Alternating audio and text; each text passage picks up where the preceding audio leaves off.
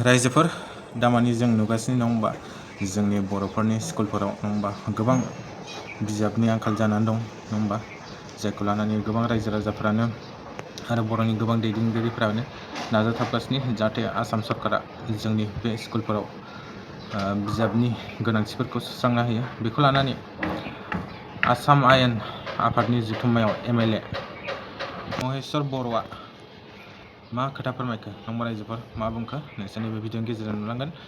सोरबा सोरबा नुखांबायबो जानांगौ रायजोफोरा, होमबाबो नायलांदो जाय जाय नुवाखै गोदानबा साबस्क्राइब खालामदो आरो शेयार खालामना होदो। थ' रायजोफोर भिडिअखौ नायलांबानो जाबाय आरो शेयार खालामना हो रायजोफोरा, जाहाथे जोंनि बर'नि दैदेनगिरिफोरा गासैबो बेफोर जेंनानि फारसे जाहाथे आसाम आयेन आफादफोराव सरकारनि फारसे नङा जे जोंनि बर'नि गोनांथिफोर बेफोरखौ सुस्रांनो थाखाय खोथा बुङो नङा रायजोफोर। थ' रायजोफोर नोंसोर भिडिअखौ नायलांदो बिथां सारा मा खोथा बुंलांखो। এখন সমস্যা আমাৰ দেখা দিয়া সেইটো মই ক'ব বিচাৰিছোঁ, 1 মিনিটৰ ভিতৰত শেষ কৰিম।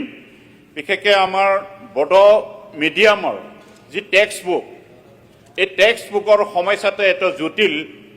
আমি বেলেগ মানে মিডিয়াম বা অসমীয়া মিডিয়ামৰ টেক্সট বুক সোনকালে ওলাই যায়। আমাৰ টেক্সট বুকটো অসমীয়া মিডিয়ামতো ওলোৱাৰ পিছতহে ট্ৰেন্সলেট কৰিবৰ কাৰণে দিয়া হয়। এই টেক্সট বুক পিছত 3 মাহ 4 মাহৰ পিছতহে বিতৰণ কৰিব পৰা অৱস্থা হয়গৈ। গতিকে সময়ত থাকোঁতে 1 বছৰৰ আগৰ পৰাই যদি সেইটো ঠিক ঠাক কৰি পেলাই ট্ৰেন্সলেটৰ ব্যৱস্থা কৰি পেলাই টেক্সট বুক দিয়াৰ ব্যৱস্থাটো সময়মতে দিব পৰা যায়, এইটো আপোনাৰ যোগেদি মই চৰকাৰক দৃষ্টিগোচৰ কৰিছোঁ।